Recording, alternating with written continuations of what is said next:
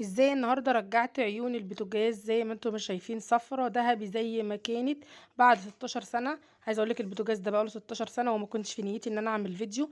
بس بصراحه يا جماعه عملت حاجه النهارده خلت عيون البوتاجاز والكوبش نفسها بص رجعت صفرة ذهبي بالظبط زي ما كانك لسه جايباه. بصي ما كانش في نيتي فيديو. جبت يا جماعه حله ألمونيا كبيره وحطيت فيها ملح ليمون وكوبايه خل وصابون مواعين وربسه وسبتهم على النار يغلوا لحد ما غليت خالص، وبعدين غطيتهم وسبتهم لغايه ما بردوا.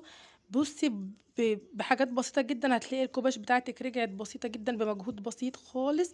دعكه بسيطه هترجع العيون صفرة زي ما انت ما شايفه، بمكون واحد بس هو يا جماعه ملح الليمون وكوبايه الخل.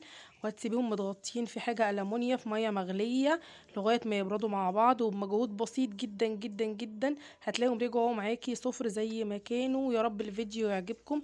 هو ما كانش فيديو بس انا حبيت اوريكم قد ايه هو كان سهل وبسيط، وحبيت اوريكم بعد 16 سنة البوتاجاز رجع جديد زي ما